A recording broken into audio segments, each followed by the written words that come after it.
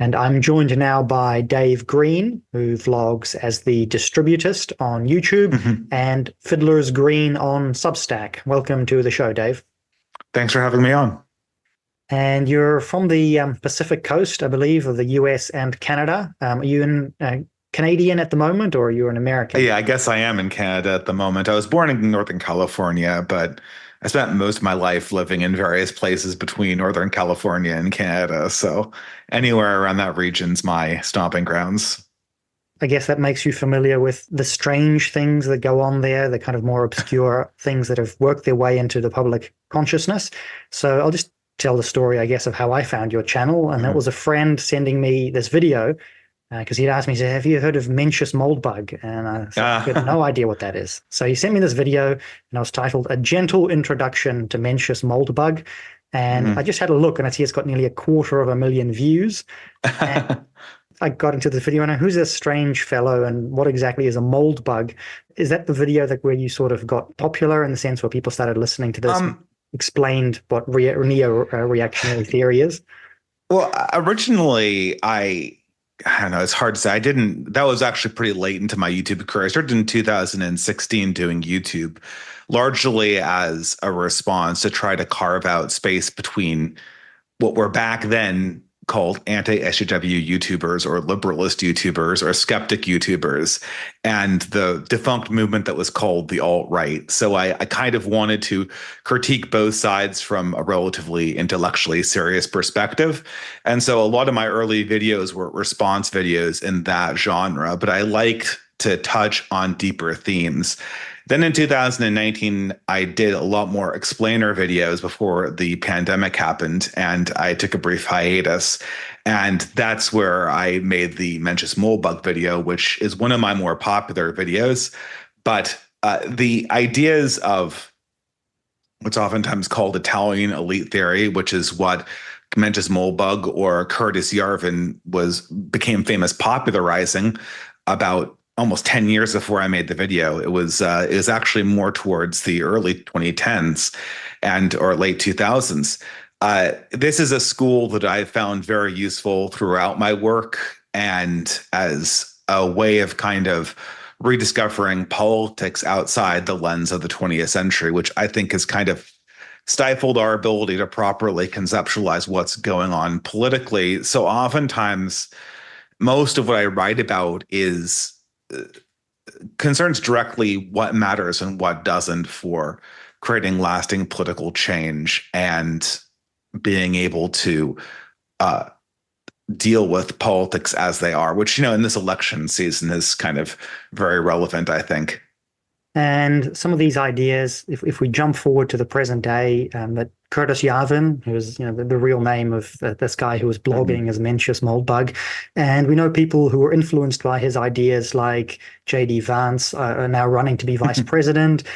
People like Elon Musk seem to be behaving in some way that Yarvin predicted or said that people would need to behave, kind of these Yeah. CEO philosopher kings. You can think of other people around the world who are trying to break out of the current paradigm by implementing these ideas that come from outside the frame.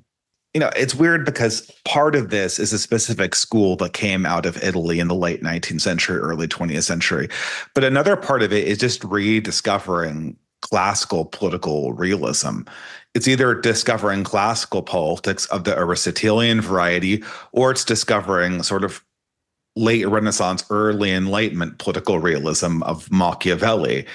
This was before the 19th century the sort of default way of understanding politics, and so a lot of these thinkers, and Curtis Yarvin, I believe, is brilliant in his ability to kind of map this onto current political structures.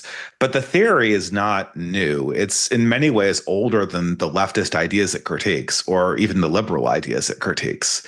So I see this as more of a return to normal perceptions about politics and realistic perceptions about politics rather than just the discovery of some like newfangled thing that just came out of the ether.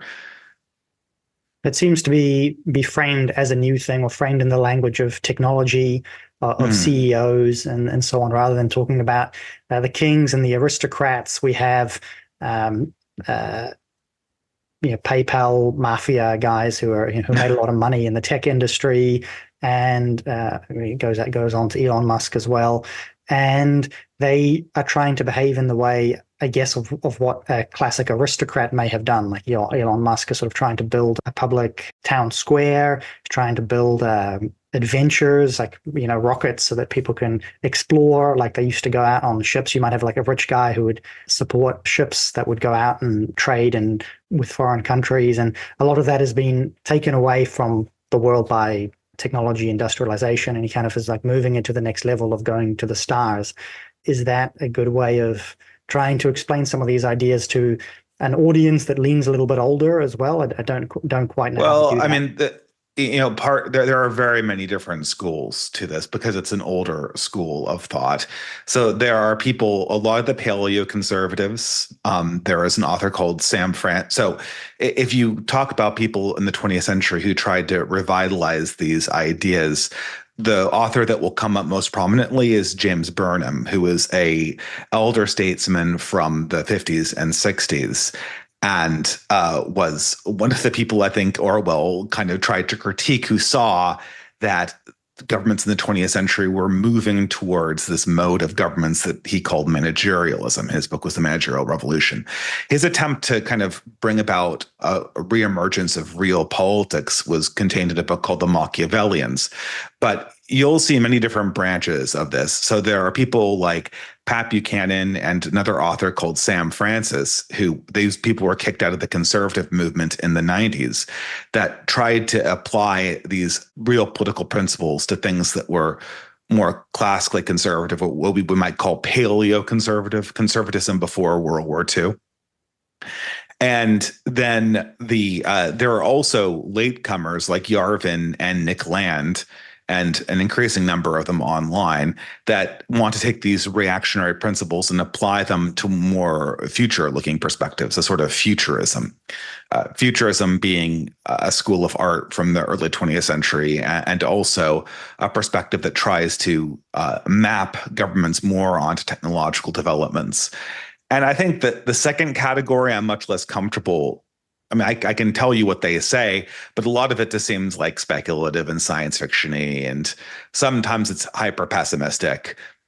But I think the most important thing to internalize is just to kind of wake up from the political delusions that we're constantly being invited to occupy in the 20th century, we were invited to occupy in the late 20th century, and that we're still occupying in the early 21st century. And if we look at some recent examples, then things that have been discussed in online and in the public sphere that have caused controversy, and one of these has been around World War II and Winston Churchill with Tucker Carlson, and his interview with martyr-made Daryl Cooper, and that caused a big firestorm because of, I guess, the implications to say, well, okay, if you're attacking Churchill, you're undermining the entire political system of World War II. Yeah. You were the one who put this. You wrote an article on your Substack basically saying that the reason this actually made conservatives so upset is because conservatives are used to being the beautiful losers. Like, we're used to the fact that, oh, we won World War II, we saved Western civilization, even though that kind of destroyed Western civilization. Like, it's been, like downhill from there, but it was the right thing to do. And so how do we move past this frame where conservatives are just losers? If anybody saw what happened after World War II, who was standing in the late 19th century, they would have concluded that whoever won World War II wanted the swift abolition of the Western powers and Western civilization as it had existed. Because after World War II, there was a precipitous evaporation of the colonialist states. And it's not like these were just replaced with, great, awesome governments throughout what we now call the Third World. They were replaced with weird kind of client states, either client states that were clients of the Soviet Union or client states that were clients of the US State Department. And this liberation of the Third World is one of many projects that were undertaken to sort of undo the old world as it was. Now, I'm a person who believes that the old world had a ton of flaws. By the old world, I mean the world before World War I and World War II. I believe that world did have a ton of flaws, and I don't want to romanticize that. But what we're realizing right now is a lot of the notions that were used to ideologically drive this process are just not true and kind of futile. And if you look how, for instance, a lot of the developments worked out in Africa in particular, you'll see how immediately they became problems, or how even how Asia worked out, right? Asia's de-imperialization essentially just put it into a different power orbit, largely circulating around China and the Chinese Communist Party. Uh, this is essentially the narrative of the 20th century kind of coming undone. And I don't know how much you want me to get into the specifics, but it's more or less the thoughts here, I guess. And we have a recent documentary as well from Matt Walsh that you've done a little bit of commentary on that as well. Matt Walsh asking, am I racist? Looking at the diversity, equity, and inclusion system. And just to give a brief explainer of, I guess, DEI is that it seems to be the product of liberalism. Like, sort of, it seems to be a natural way for the progressive system to move to. Well, these are connected, right? Because the belief after World War One, and World War One is where the 20th century really started to, post World War One is where the 20th century really started to kick off. After World War One, people believed, people like H.G. Wells and a bunch of other progressives, especially in England and the eastern coast of the United States, they believed that the source of all wars was essentially cultural and ethnic differences and the divisions between those differences. And that the key to world peace was essentially dissolving the distinctions and moving the world towards, a completely diverse and equitable place. This is there's no evidence that guides this belief other than a fancy that occurred to people in the early 20th century. There are no philosophers that praise the virtue of diversity before the 20th century.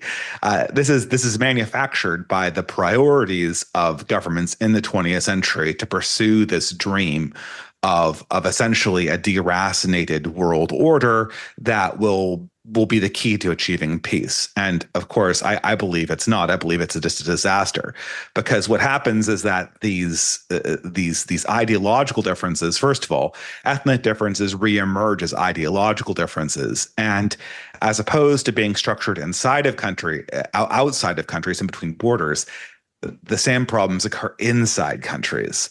And you see this with a lot of the problems that Europe has had with recent mass migration, and this has also been a problem in places like Canada and the United States. The assumption that peoples can just be demographically replaced with immigrants, and then the system will operate in the exact same way, has been shown to be fundamentally false again and again and again. It's false in Africa, it's false in Europe, it's false in North America. Now, once more, we live in a world that has necessary multicultural spaces, and there needs to be law and order in those places. But this cult around diversity, equity, and inclusion, this is the post-World War I vision of how we would solve all political problems by removing particularities between people. And it's based on a false understanding of human nature. Namely, that political conflict has to be introduced from without, and that political conflict is caused by ideology rather than it being caused by essentially fundamental realities about power. And then conservatives and liberals, everyone after World War II, basically embraced this idea that we could all be equal in some way. And if not, the communists would want equality of outcomes, then conservatives would say, well, there's equality of opportunity. But that doesn't really seem to have manifested itself in... equality of opportunity, how could you possibly... This is a good example of this kind of half lie that conservatives get suckered into. How can you have equality of opportunity if you have a child that's raised in a middle class household and the parents take care of him and they read to him every day and they raise the child, and then he goes up in competition against somebody who has an abusive absentee father and then or maybe no family at all, and has to be raised largely through institutions. The idea that these people compete on equal footing is nuts, just because there's no institutional advantage. And you could even if you somehow equalize that, which would be impossible, it would involve taking all children away from all parents.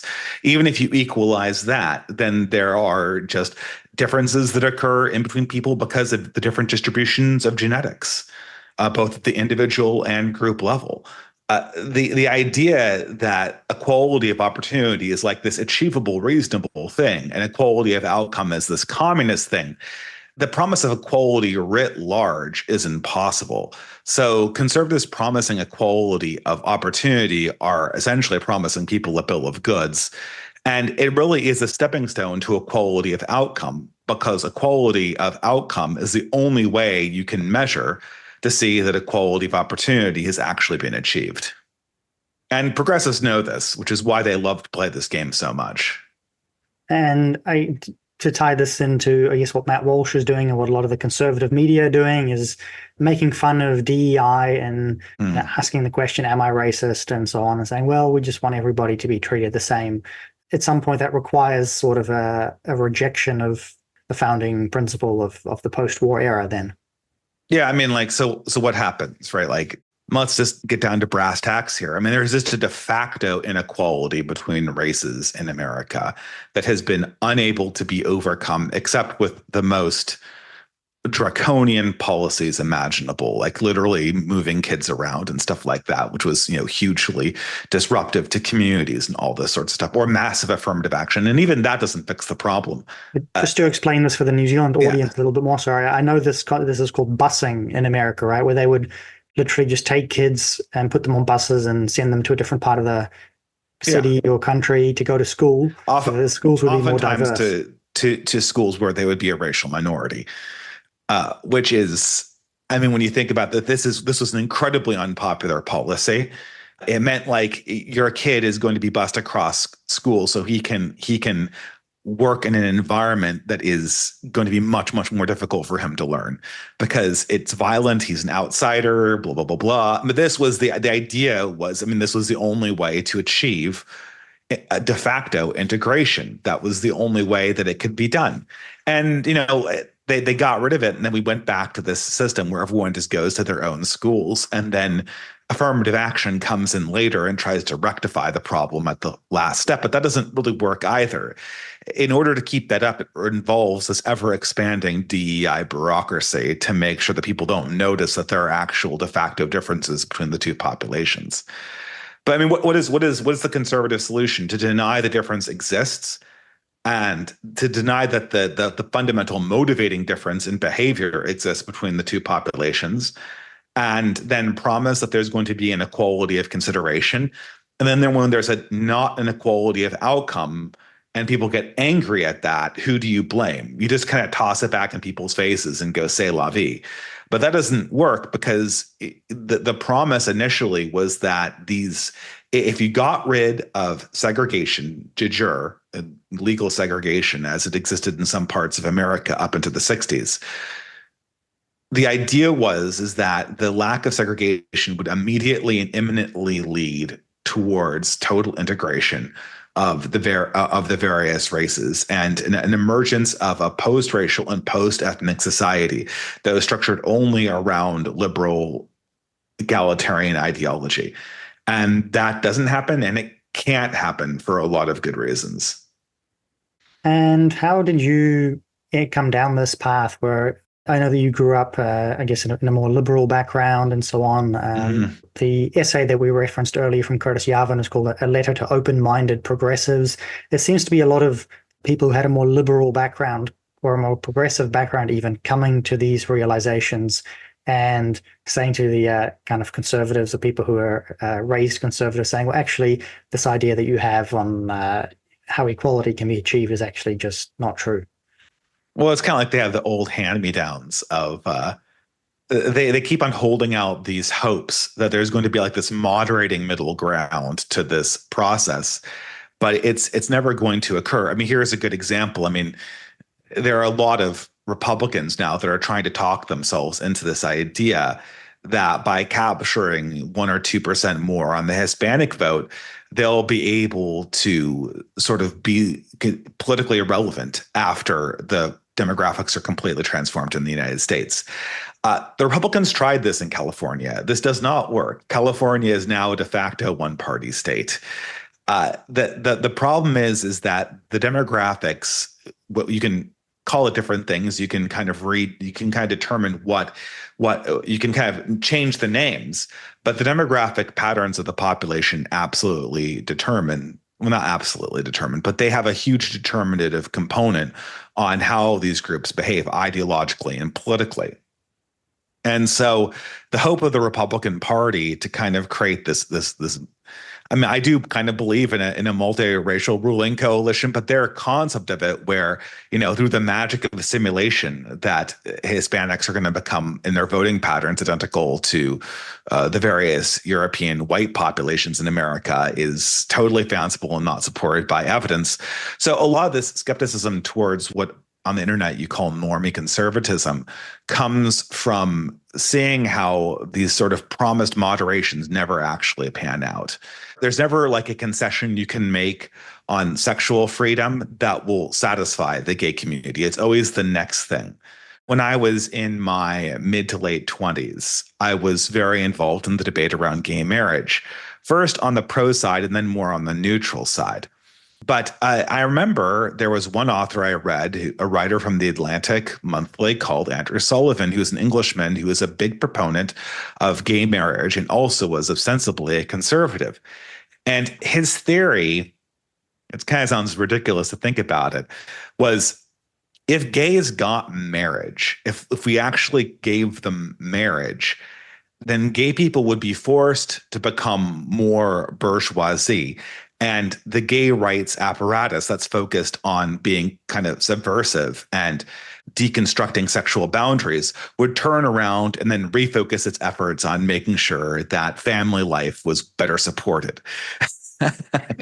that was his theory. That was his theory. And it was like, oh, if gays get married, then marriage will make gays more like heterosexuals, and they'll start having Republican voting patterns. This is actually the opposite of what happened. When gay marriage became a fait accompli, what you see very gradually is, well, first of all, the LGBTQ activist apparatus that you see that's very, very well funded and is a huge power block in most urban areas, at least on the West Coast. They did not immediately turn their efforts to making sure that gay people had stable marriages that were free from divorce. They immediately turned their efforts back towards things like normalizing polyamory or the new transgender things. All of the gay money went, I mean, actually, most of it went to the transgender insanity that's currently going on. There was no step back or moderation that was promised. And furthermore, insofar as marriage impacted the gay and straight communities, it was a portal for gay norms to come to straight communities.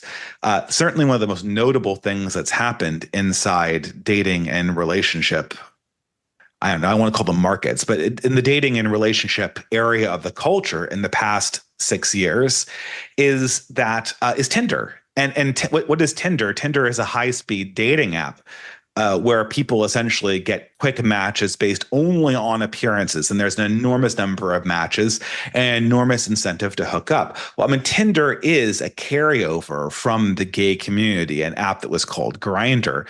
And it worked very well for the gay community because it prioritized, large-scale anonymous sex. And that's and you see this, and that's not the only example. There's a variety of other things culturally. You see that the flow on the active destruction, it always goes as a colonization process from the community that's less regulated and less ordered to the one that's more ordered. That is the continuous process, and all claims that there's going to be a moderating step that's just going to come about because people wake up. Those promises of moderation never materialize. And we see this with the current transgender stuff, the transsexualism, the TERF movement, you can see these people who get left behind as well then, like the trans radical exclusionary feminists say, well, we've got what we want, can we stop now? And obviously they get cut down. Exactly. The revolution has to carry on. The revolution moves on to the next thing. And then... Yeah, I mean, this is, the TERF is literally yesterday is revolutionary. And I know that, this is that the TERFs stand for trans exclusionary radical feminists. This is a constituency that the right has entertained kind of allying with because they're fundamentally against the current thing, which is transgenderism. But the problem is that their place in the right-wing coalition doesn't really make any sense, and they're kind of impossible to ally with. So I'm sorry, but that whole ideology of women having sex-specific rights and sex-specific privileges, that's just going to go the way of the dinosaur as last year's revolution, because it's incoherent and it freezes the logic of revolutionary progressive liberalism in one place in history and then hopes that it will never advance forward, which never occurs, obviously. And now for the harder part of this conversation, then what are the solutions? Where do we go to from here? It's always easy to talk about problems, but I know you have been working a little bit on, what do people do? What can people do in the real world or in the online world about these issues, and how do we align ourselves in such a way that we can actually make some changes? Well, I mean, this classically, before I got onto the scene, when all of these ideas were kind of still on WordPress sites, the people thinking up solutions fell into one of three categories. And those were really the entryists, the accelerationists, and the parallelists. And so the entryist solution is you change the solution by entering the system and trying to lobby for change within the system. The parallelist, which is the side that I'm most sympathetic to, is that you create separate systems, and the separate systems generate better utility and more utility for the people that they serve, and they start obtaining aspects of the government and then at a later date maybe become the government through an unspecified process. And then there are accelerationists that believe that change can only come through like sort of a sudden change, and that the process of progressivism and technocratic progressivism needs to be accelerated so that we encounter that change sooner rather than later. Yarvin himself believes and lobbies for, although he'll never call it this, it is sort of a form of accelerationism. He believes that he wouldn't call it. I think he would. When we talk about accelerationism, usually we associate this with the thinker Nick Land, who is influenced by Yarvin, and it's quite a bit different than Yarvin's imagination here. But Curtis Yarvin believes that the way out of this process is for liberalism and democracy to kind of be wiped clean in one fell swoop by a Caesarian figure. And he's sort of more broad-minded about what that would imply. He considers, say, for instance, Lincoln and FDR to be more or less Caesarian figures, but this figure would completely abolish the government and create a new government. And with that would also go the remnants of the 20th century ideology that was created and sustained by that government. I'm of the opinion that this accelerationism or monarchist or Caesarian option are kind of touch and go, and that the best thing to do is to kind of create parallel institutions. And I think the internet and the new techno landscape gives us the ability to make parallel organized societies, and then use those as a mechanism for taking next steps, specifically in training new generations of leaders, which is something that our current system seems to be singularly incapable of doing. And, I think entryism, I mean, everyone's doing a little bit of entryism, right? We all have our day jobs, but I don't know. I don't think that there are many ways to radically change the system by entering into it. You can't get promoted through a bureaucracy as being a person who wants to abolish that bureaucracy. And elected officials like Trump, I mean, there's a chance, but it would require a very, very young man to get elected and then suddenly get the entire apparatus of the American government on side and on board with the decision to abolish and remake itself, which is, it's a tall order to say the least. Certainly that would be the case. I can give you an example here of what we're working on here in New Zealand, because as you were talking, I was thinking of reality check radio here. And this was founded by a movement called Voices for Freedom that came up during the pandemic here. And you probably heard in America and Canada about how oppressed New Zealand was under Jacinda Ardern's regime and the lockdowns and various authoritarian elements that actually sort of kicked off a parallel movement here, where you had these people who were disaffected and wanted to break free from mainstream media and form their own communities and have people that they could be in touch with, ways that you could work around the system. And it seems to have worked quite well in the last few years. I remember initially thinking, oh, this may just fizzle out and nothing may happen. But Voices for Freedom is still around, still actively campaigning, creating parallel structures. And then also, as you talked about entryism, things like there is an MP in Parliament who was elected as part of our New Zealand First Party, and she's a member of this movement. And so like little bits and pieces were done along the way over the last few years to kind of create these communities who would meet in real life and do things together, put together our own media organization, start working on training figures to be politicians and encouraging people to get involved as well in the structure, entryism into the system, while having the kind of the lifeline back to parallel communities. So it does seem to work, in my experience, in real life, at least in a small country like New Zealand. It is a tough order, though, because I think people oftentimes, when conservatives set off to genuinely break from the social norms that surround them, they oftentimes are immediately struck by how difficult it is. And this is something that I learned going from somebody who was very outspoken about things that ostensibly were minority positions like gay marriage, and being against the Iraq War and being anti-George W. Bush in my early political consciousness, to being somebody who was very outspoken, being a right-winger. And I mean, several things. First of all, it's way harder to be outspoken as a right-winger. I mean, like, especially in the last 10 years. It's kind of calmed down recently. But you had this like people coming after you, people going after your identity, all this sort of stuff. It would burn relationships. It would burn opportunities. Tons of bridges were burnt with mainstream people, and that comes at a cost financially and socially to you. And furthermore, the other thing you realize is that it's much harder to organize as a right winger, because it's not really, you're not really aware of this when you're a left winger, of just how much of progressive activism is directly funded by the government.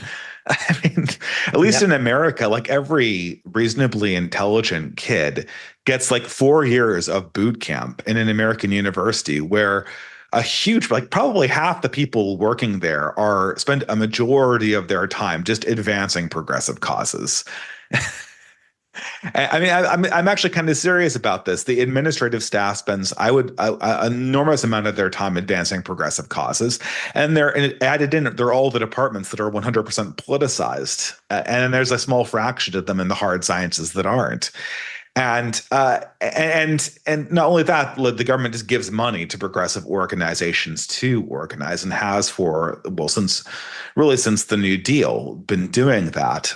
And so organizing is very, very difficult, and you have to constantly stop things from falling apart, because that's in real life. Organizations are constantly falling into disrepair the second you look away. So it requires you to constantly feed effort and organization into these things so they keep on going on.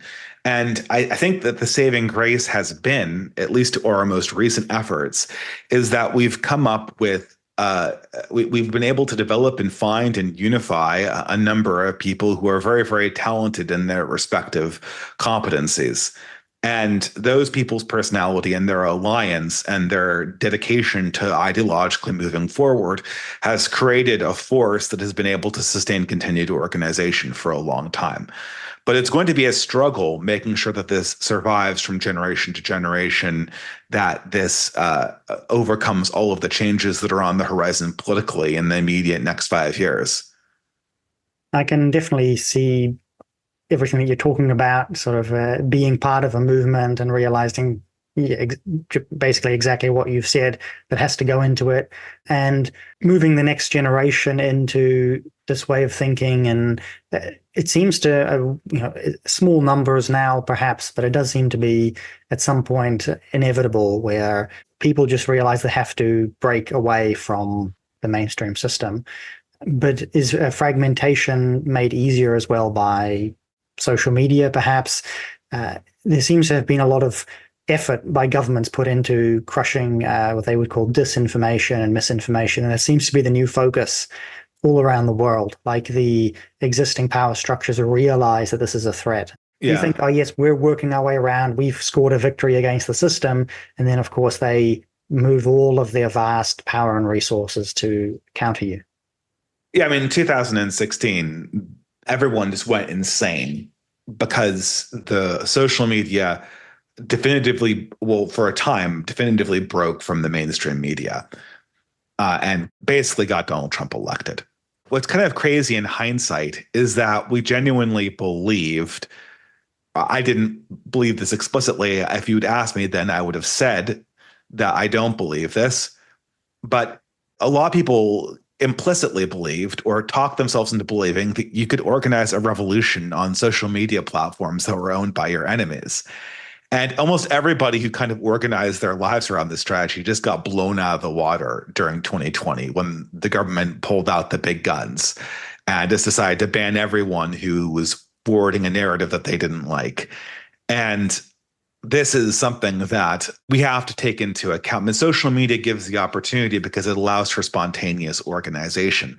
But it's not, I mean, it's actually hard to make these social media sites do anything other than make people spend more time on the social media sites.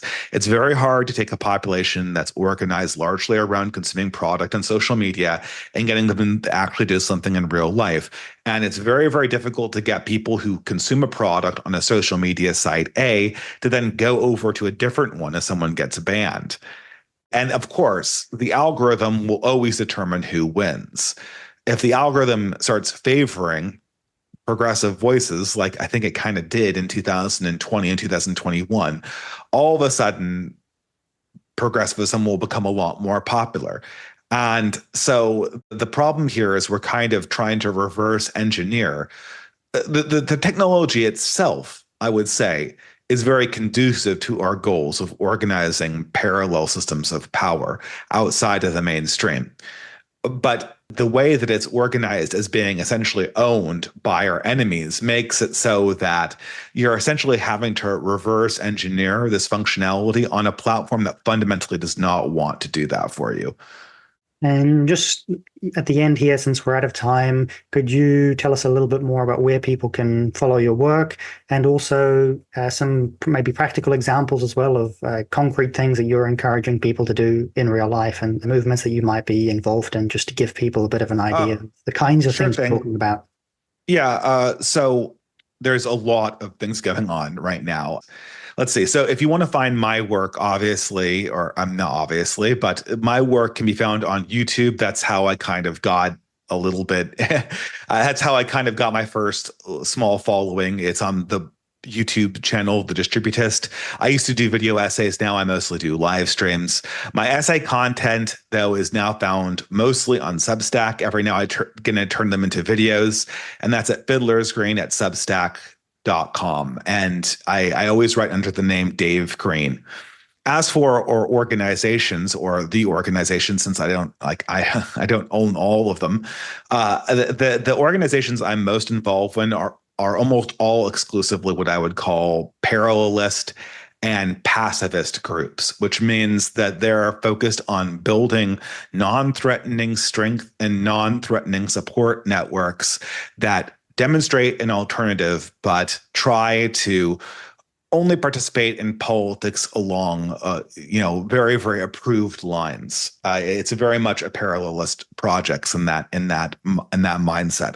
And so some of the ones that I've been involved with, as a member, have been Kevin Dolan's The Exit Group, which is sort of a homesteading / professional development, business development organization.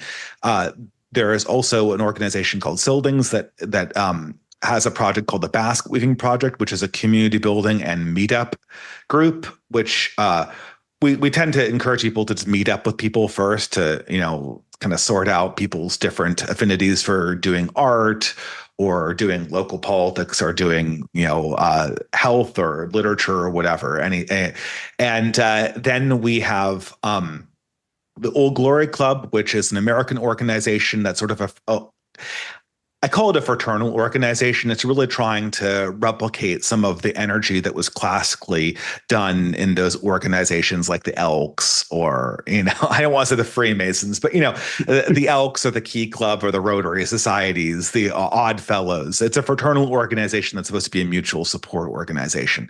And then there are a myriad other publications, publishing houses, and conference organizers that are creating a scene for people who are working with art and with literature and with nonfiction. And of course, I only really contribute to the nonfiction and criticism dimension of that. So my involvement's a little bit more limited, but there's just tons of new publishers that have come out on that scene. So if you're interested in any of those projects, I think we have some stuff going on in New Zealand and Australia. So you can reach out to me and I can try to point you in the right direction. Cool. And we'll put some links in the replay description as well for those who are listening on replays. And for contact, I'm most contactable through Twitter, which is, I think my name is Greenman6 or something like that. I keep on deleting my accounts, but that's on Twitter. You'll find him. Unfortunately, I'm not great at getting back at on my email, and so it's much easier to get in contact with me with the stray DM on Twitter. So yes, that's it. Well, thank you very much. And it's interesting to see a lot of the things that you were suggesting seem to have been things that have developed in New Zealand, not quite as sort of what you would call dissident right or neo-reactionary right aspects, since we're a very small country, but more as part of what was kind of COVID protests. And there seems to have been a lot of connections made through that. And those of us in the who are thinking about political theory, right-wing political theory, are a bit of a smaller faction there, but making connections and meeting people in real life who are fellow travelers on the road is very, very useful. Absolutely. And I think that's what I would encourage the lessons of political realism. What I would encourage your listeners to think about is it's all about the network and the power that you can build yourself. The promises made by these institutions, I wouldn't be relying on them. Well, thank you for that final word of advice. And that was Dave Green, everyone. And thank you, Dave, for joining us on the show. And to all of the listeners on the radio, stick around and we'll be back after this break. Thanks for tuning in to RCR, Reality Check Radio. Do you like what you're listening to or dislike what you're listening to? Either way, we want to hear from you. Get in touch with us now. You can text us with your message to 2057. That's 2057. Or email us at inbox@realitycheck.radio. We'd love to hear